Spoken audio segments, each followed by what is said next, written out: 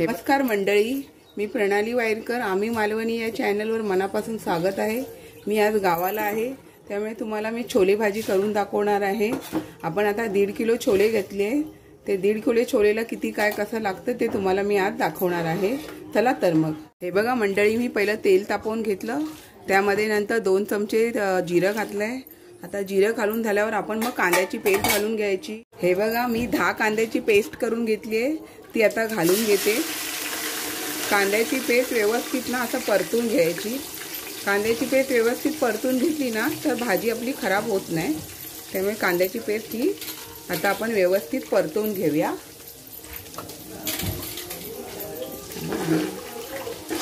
आता ही बघा, मी कांद्याची पेस्ट व्यवस्थित आधी परतून घेते. मी आता कांदा व्यवस्थित हा परतवून घेतला. त्याच्यानंतर आपण ना 10-12 टोमॅटोची पेस्ट करून घेतली आहे, ती आता आपण ह्यामध्ये घालून घेऊ. व्यवस्थित अशी परतवून घेऊया. हे बघा,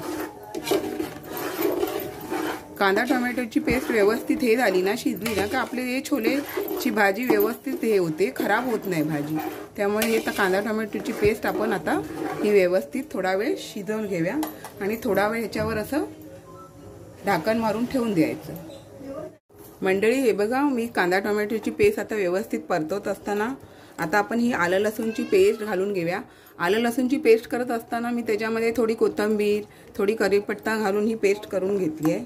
त्यामुळे कसं भाजीला ना व्यवस्थित सुगंध येतो आणि भाजी छान टेस्टी होते. त्यामुळे आपण हे आता व्यवस्थित थोडं परतवून घेऊया.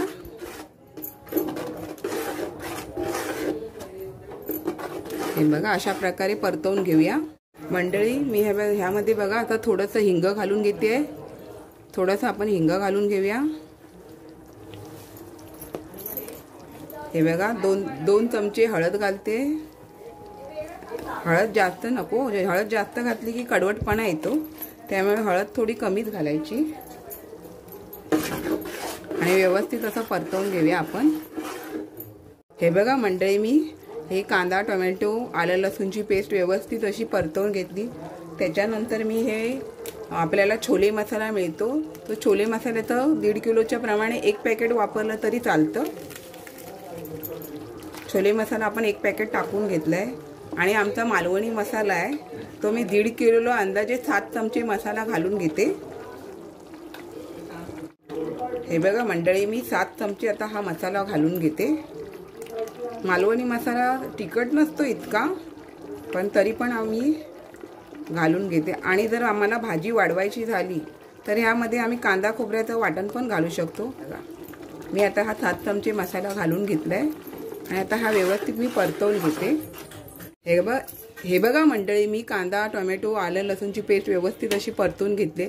कांदा आलं लसूणची पेस्ट व्यवस्थित परतली ना काय भाजी आपली खराब होत नाही. त्यानंतर मग आपण छोले घालून घेऊया. का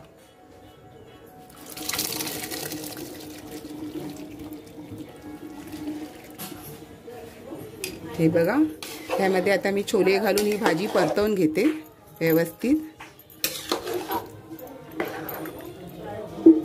हे बघा मंडळी, व्यवस्थित अशी आपली पेस्ट झालेली आहे. पण आम्ही मालवणी माणसं म्हणून आम्हाला कांदा खोबऱ्याचं हे वाटण लागतं. त्यामुळे मी बघा हे 1.5 नारळाचं मी कांदा खोबऱ्याचं वाटण करून घेतले, ते मी घालून घेते.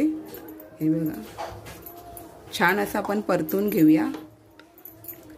आणि भाजीमध्ये हे आधी मीठ नाही घालायचं, आपण नंतरच मीठ घालू. आता आपण आधी ही व्यवस्थित अशी परतवून घेऊया. व्यवस्थित अशी ग्रेव्ही झाली ना का आपण ही व्यवस्थित खाता येते आपल्याला. नुसते छोले छोले छोले छोले असे आपल्याला चणे लागतात ना, त्यामुळे आपण हे आता व्यवस्थित परतवून घेऊया.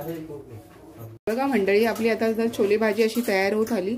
तयार झाल्याच्या नंतर आपण ना त्यात अंदाजेनुसार मीठ घालून घेऊ. मीठ हे कमी असलं तरी चालेल, नंतर घालता येते. जास्त खारट नाही करायचं. हे बघा, आमच्याकडे आज पूजा असल्यामुळे थोडे आमच्या घरात भांडींची आवाज येतात आणि लहान मुलं असल्यामुळे थोडं घरात लहान मुलांचे पण आवाज आहेत. हे बघा, आता आपण हे मीठ घालून घेतल्यानंतर व्यवस्थित परतवून घेऊया आणि त्यानंतर थोडा वेळ आपण शिजत ठेवायचं. बघा मंडळी, आपली आता छोले भाजी छान अशी तयार झाली आहे. आपल्याला हवी तशी आपण ग्रेव्ही करू शकतो व्यवस्थित. जास्त पण असं पातळ करायची नाही, छोले भाजी कशी थोडी व्यवस्थित जाडसरच हवी।